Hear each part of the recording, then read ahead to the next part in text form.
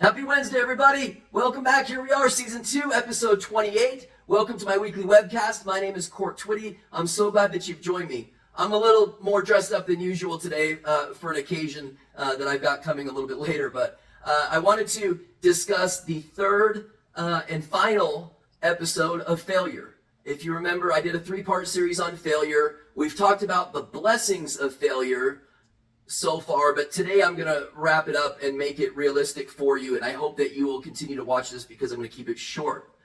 But the main portion of failure, the blessings of failure, they don't show up for weeks, sometimes months later, till we can take an autopsy of the failure and we can break down the blessings that came from that without all the emotional pain and the emotional hurt. But at the time of failure, the best possible way forward is to own the failure. Admit it, own it, do whatever it takes to take accountability for your part in the failure. If you don't know your part in the failure, if you were left confused by somebody, then all you can do is keep yourself busy, and that way you're not dwelling on the hurt and some of the emotional confusion and pain that you're feeling because of the immaturity of another person. To be able to sit down and have a conversation about the failure, assuming it's a relationship. Maybe it's a business.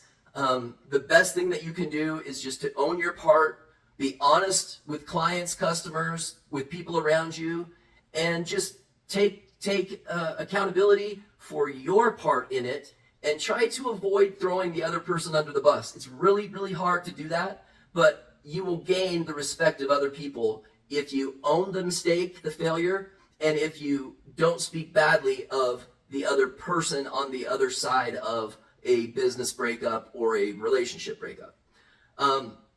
But the blessings are really pretty endless. Like I told you a couple of episodes ago, I identified 30 major blessings that come from failure, and then I slimmed that list down and then down again. So the blessings are there's so many of them I can't get it all on video, but the main concepts are knowing that there are blessings that come from failure, knowing that your embarrassment of failure or your pain from failure will pass, owning that failure, taking accountability for your side of the street, making sure your side of the street is clean, and not worrying about the other side of the street. That's somebody else's responsibility. Controlling what you can control. And the serenity prayer is a great prayer for that. God, grant me the serenity to accept the things I cannot change, the courage to change the things I can, and the wisdom to know the difference. And that wisdom comes in the form of discernment. And that is best acquired by living a disciplined, faith-filled life with a real relationship with a source greater than yourself. I always tell my kids, you can learn from everybody on earth not named you. And that's a lesson that I try to instill in others. I have enjoyed bringing you these failure series.